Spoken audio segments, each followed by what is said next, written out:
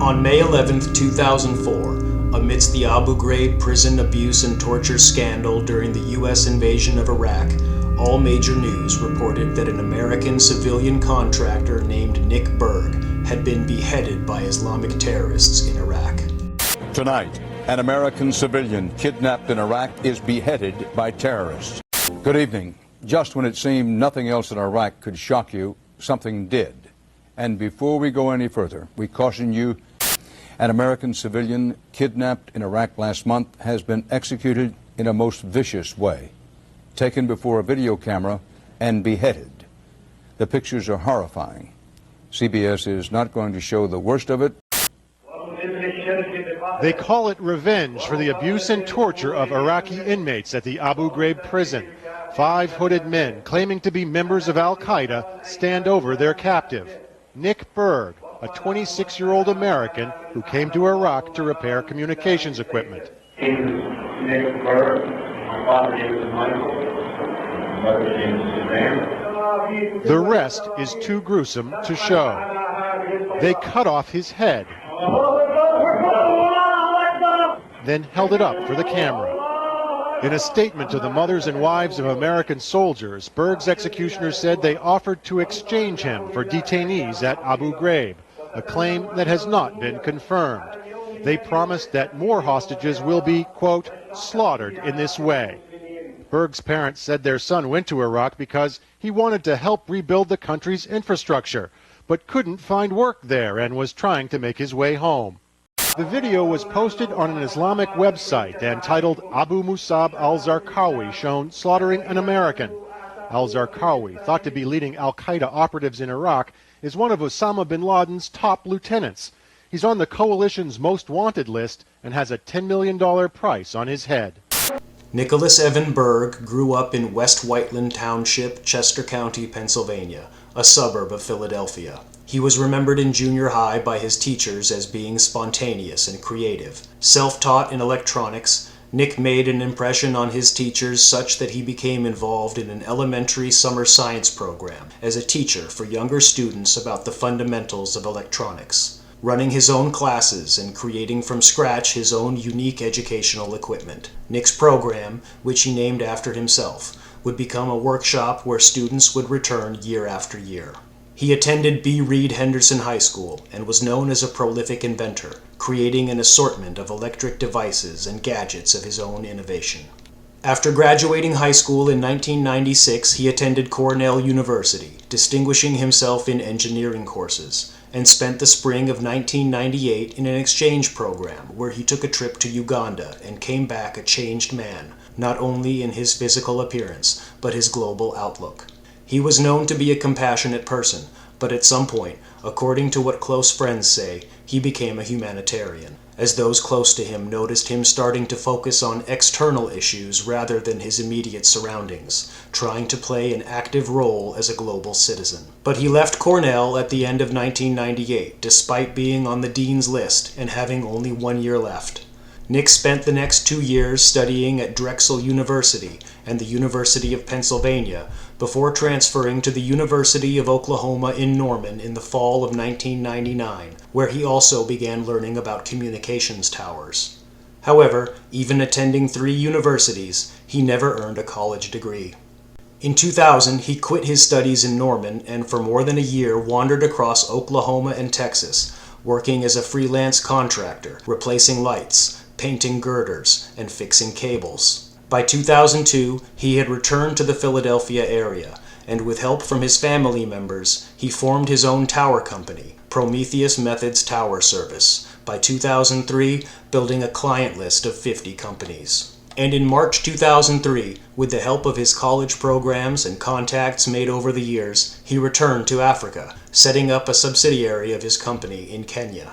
One of the things that Nick invented there were several brick presses, some of them made out of papercrete and dirt, innovations based on ideas he had been previously developing while at university.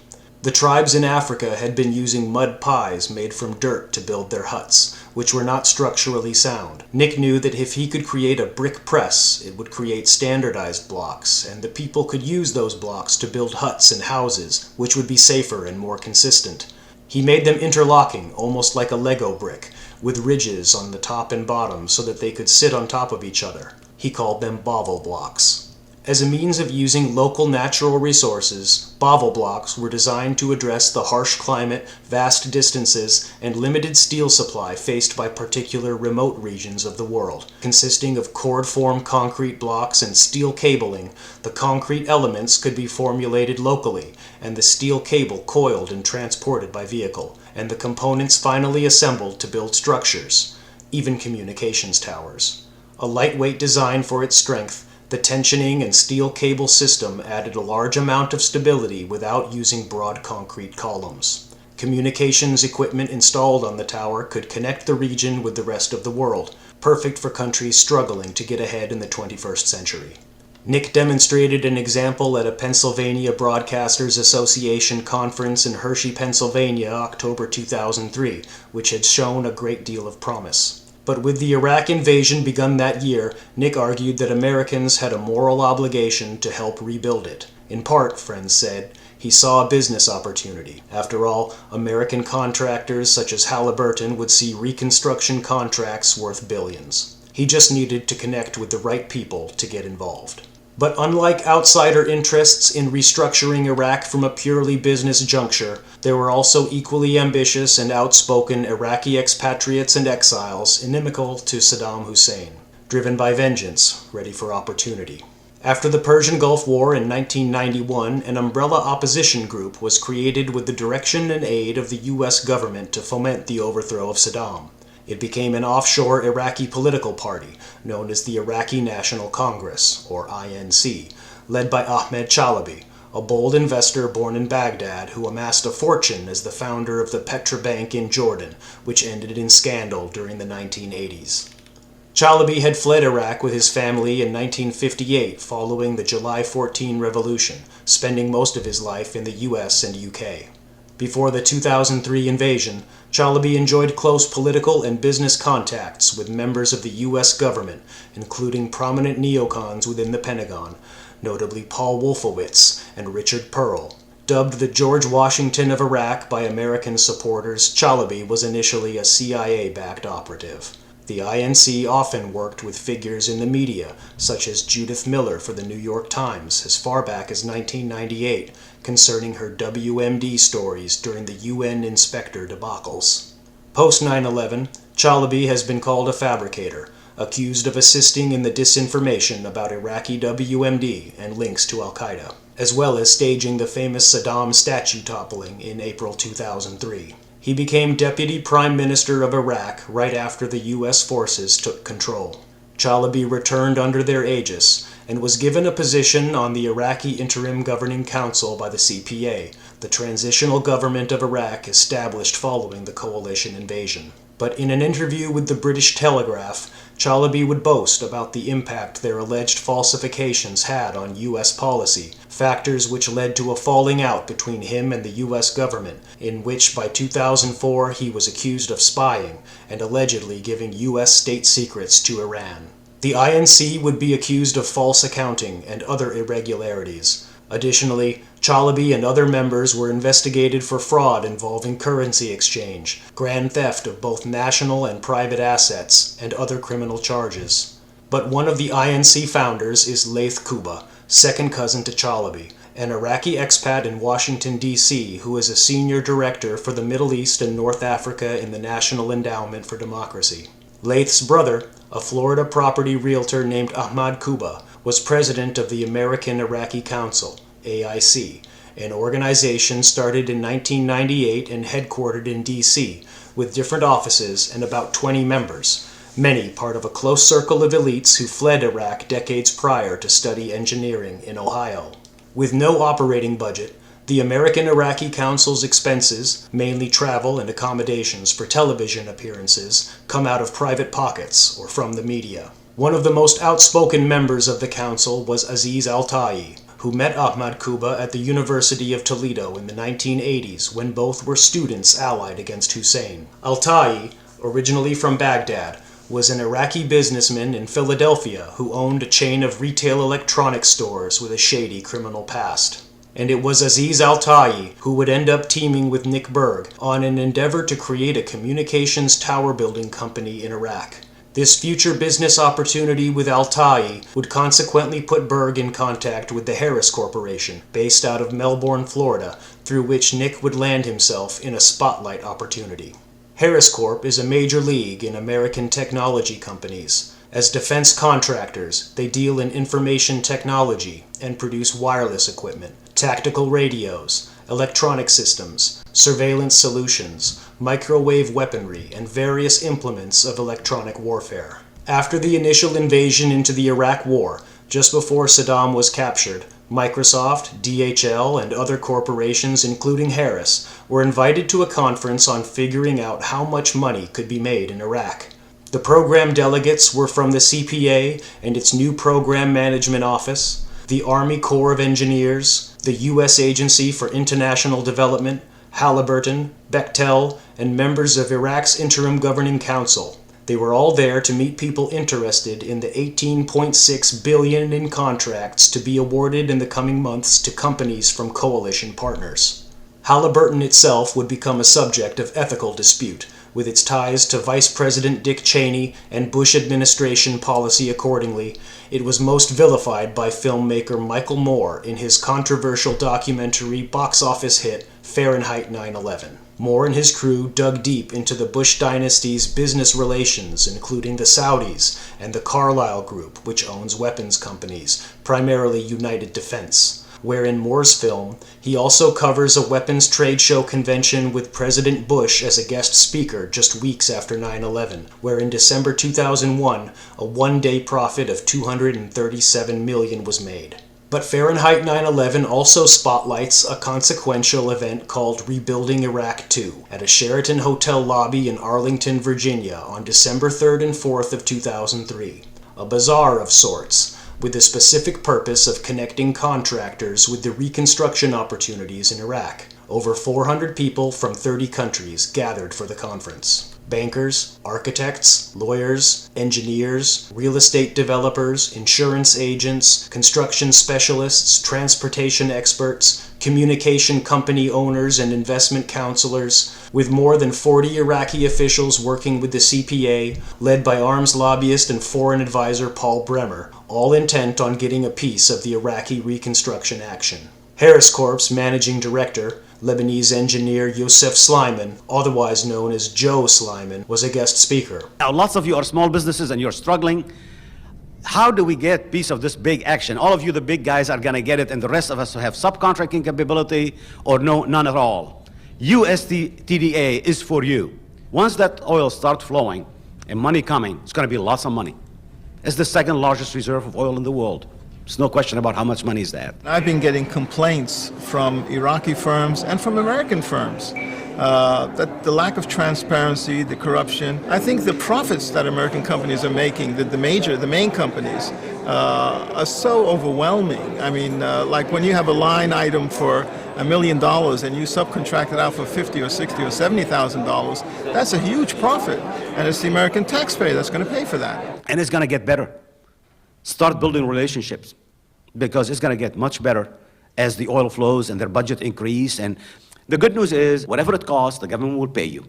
Dr. Sam Kubba, the Iraqi expatriate intrigue interviewed for the American-Iraqi Chamber of Commerce, is the organization's CEO-president, who set up the group out of Washington, D.C. that same year in 2003. The late Dr. Kubba was an international architect and interior designer, businessman, poet, and author of several books, as well as an American citizen and Democrat who would eventually run for Congress. Dr. Kubba and other relatives quoted at Rebuilding Iraq 2 are cousins of Ahmad Kubba, Aziz al-Taee's comrade in the Iraqi-American Council. But it turns out Nick Berg was also in attendance and was interviewed for Michael Moore's Fahrenheit 9/11. Just a couple weeks after Nick's death, it was revealed by Salon on May 27, 2004, Moore interviewed Berg for Fahrenheit. Moore had arranged a 16-minute interview with Berg for his upcoming documentary, which theatrically premiered the following month. The story was circulated a couple days later by the Associated Press. Moore and his crew were going to use the footage of Berg's interview, featuring Nick unusually dressed in a business suit, for Fahrenheit 9/11,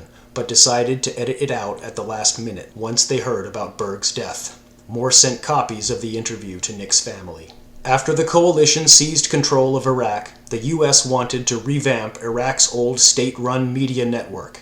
To do this, they awarded a $95 million contract to Harris Corp in January 2004, and Harris, in turn, subcontracted some of the work to Al-Fawares, a Kuwaiti publishing and telecommunications company headed significantly by Iraqis that also prints Western magazines such as Newsweek. It's not exactly clear just how Nick Berg hooked up with Al-Fawares, but in all likelihood that arrangement was through the exiled Aziz al-Taee and his Kubba family expat associations in the myriad of American-Iraqi-themed groups, since one of the Al-Fawares representatives used to run a cell phone business out of Vienna, Virginia.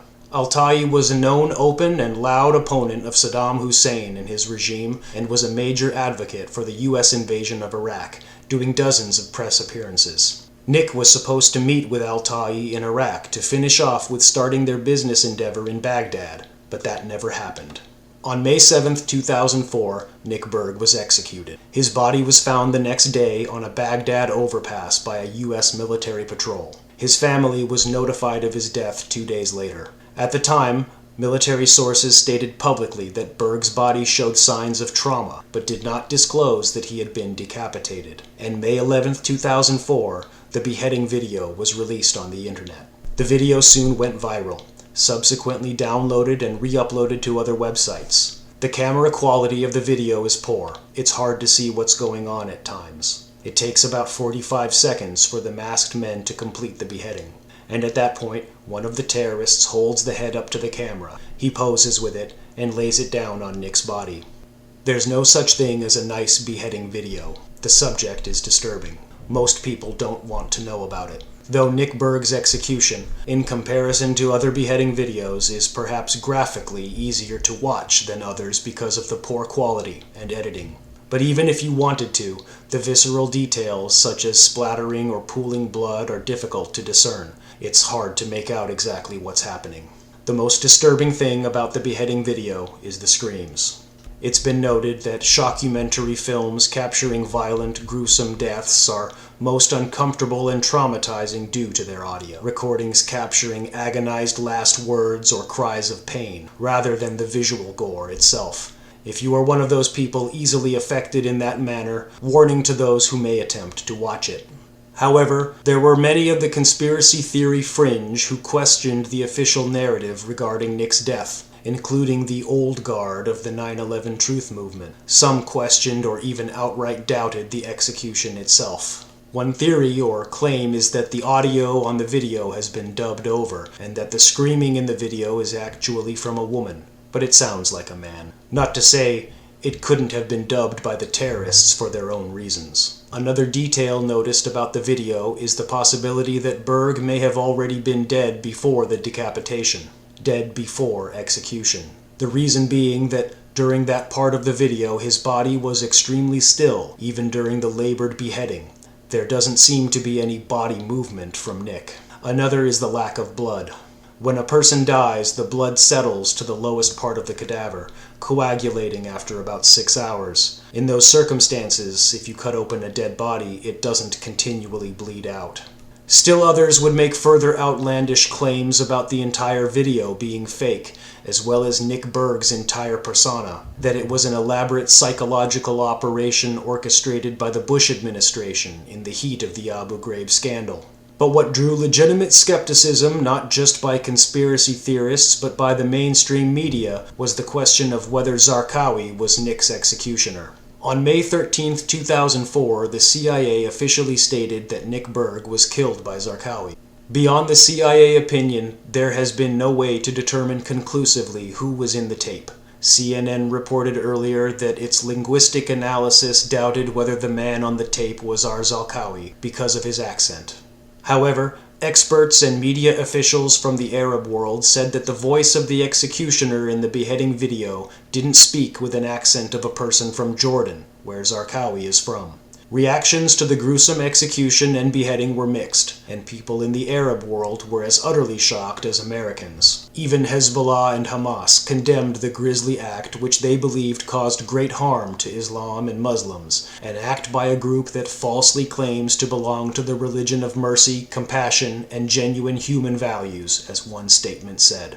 But public opinion of the Bush administration was saved by Berg's beheading, giving Bush a confidence apparent in his words the following day on May 12, 2004. I want to express my condolences to the family and friends of Nicholas Berg. Nicholas Berg was an innocent civilian who was in Iraq to help build a free Iraq. There is no justification for the brutal execution of Nicholas Berg. No justification whatsoever. The actions of the terrorists who executed this man remind us of the nature of the few people who want to stop the advance of freedom in Iraq. Their intention is to shake our will. Their intention is to shake our confidence. Yet, by their actions, they remind us of how desperately parts of the world need free societies and peaceful societies. And we will complete our mission. We will complete our task. Thank you. This was Zarqawi, or people were acting on behalf of Zarqawi? Yet mystery remains about Abu Musab al-Zarqawi and his relationship with al-Qaeda and Osama bin Laden, and what spirit of chaos spawned in the aftermath of his death in 2006, which would become what we now know as ISIS. As for Zarqawi, which was not his real name, are we sure we know who he was, or what he was made out to be? But the real mystery lies with the victim, Nick Berg. Just who was he? Was there more to him than being just an American civilian contractor? For a young man in his mid-20s with no college degree or military background, he made remarkable contacts throughout the States and around the globe. Nick first arrived in Iraq on December 21, 2003 to secure a contract for his company, but left back to the States just weeks later. He returned to Iraq March 14th. He traveled to the northern city of Mosul to visit a distant relative, an Iraqi man named Mofak Mustafa, who was the brother to his uncle Mudaffar Mustafa, an Iraqi man once married to Nick's late paternal aunt, and whom Nick had reportedly become close with.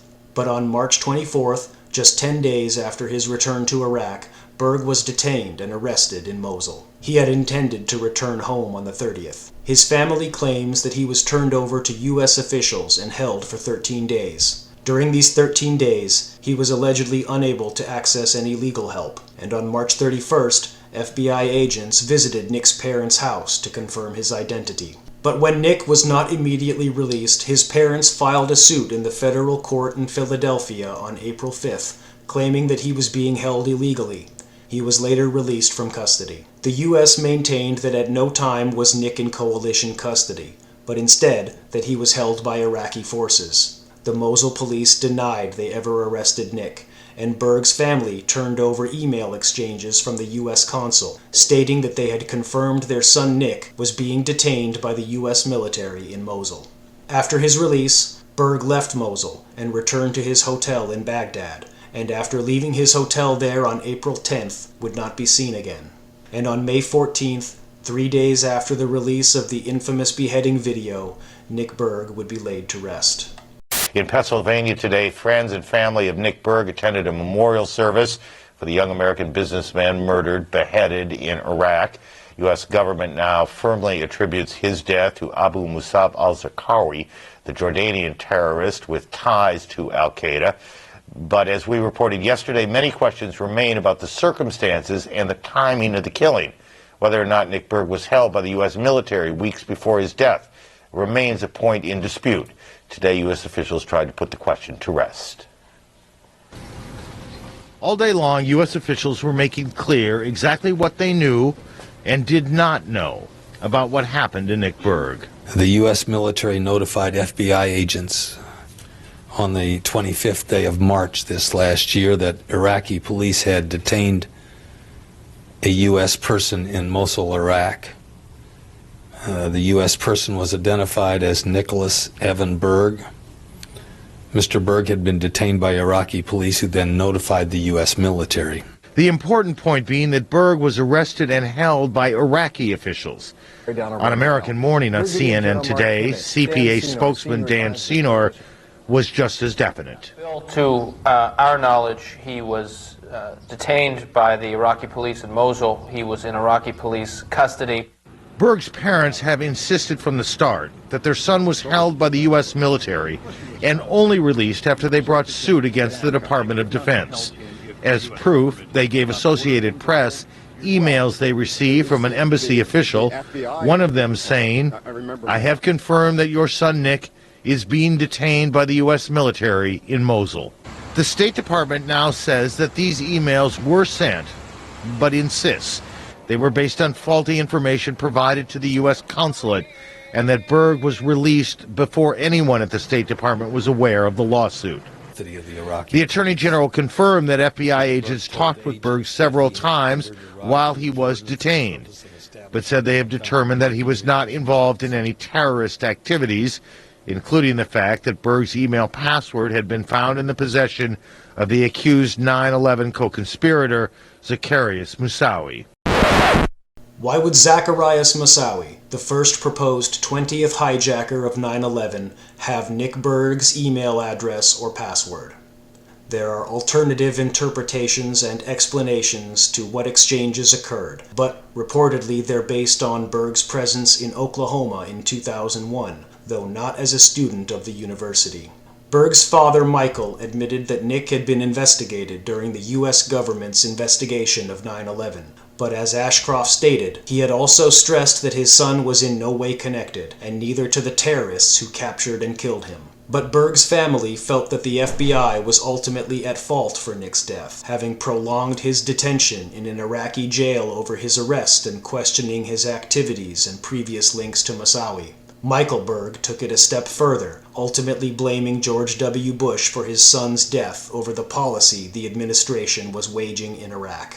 According to Time magazine's Iraq, The Sad Tale of Nick Berg by Julie Raw, May 24, 2004, Nick Berg was rumored to work for a telecom firm with ties to Israel. Reports indicated later on that he had contacted friends soon after being freed from jail. Berg said that he hadn't been mistreated during his confinement, but that other inmates frequently accused him, referring to him as a spy. Nick Berg was a uniquely talented individual, and besides his overseas visits to Africa before first visiting Iraq, unlike the rest of his family, Nick was known to be a practicing Jew, and had visited Israel more than once, telling friends and family his travels there were for rock climbing.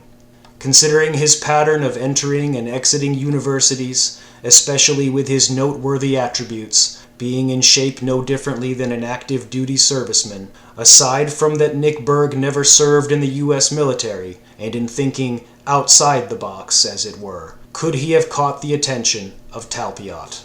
Founded in 1979 at the Hebrew University, Talpiot is the Israeli Defense Force's most secretive and elite unit, and has been behind many of Israel's greatest military, technological, scientific, and communication breakthroughs. We can only speculate. But Talpiot cadets undergo training with all sectors of the IDF and earn college degrees in fields such as advanced physics, aeronautics, and computer science, disciplines needed for engineers working on advanced weapons systems. Also in the curriculum, history and art, as well as Jewish thought and Arabic studies. But beyond just tools for physical defense and training, Israel's Talpiots have also worked to develop new tools for cybersecurity and have led the way on this new global battlefield. Talpiot recruits have gone on to join Israel's Unit 8200, an advanced signals intelligence unit of the IDF responsible for data collection, code decryption, and other undercover activities. Talpiot work is credited with creating the Stuxnet virus that infected the computers inside Iran's nuclear enrichment program. Talpiots are patriotic.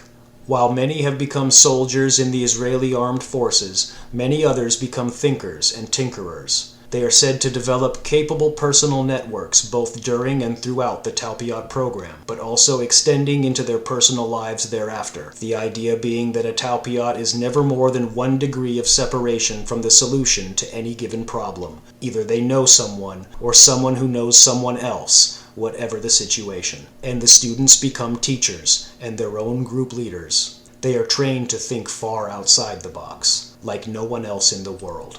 But Talpiot is an Israeli program operated out of the Hebrew University in Jerusalem, and Nick Berg, an American, attended universities in the United States. However, it's been known since March 1979 by the CIA's Directorate of Operations Counterintelligence Staff and the Defense Intelligence Agency in the report Israel Foreign Intelligence and Security Services that Mossad has made a substantial effort to recruit by appealing to Jewish racial and religious proclivities and pro-Zionism and various Jewish communities abroad, and have undertaken wide-scale covert political, economic, and paramilitary action programs, particularly in Africa.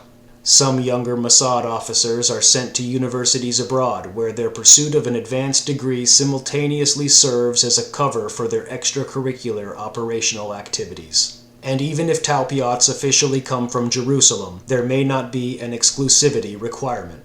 You don't have to be born in Israel to work for Mossad, and you don't necessarily have to be Jewish either.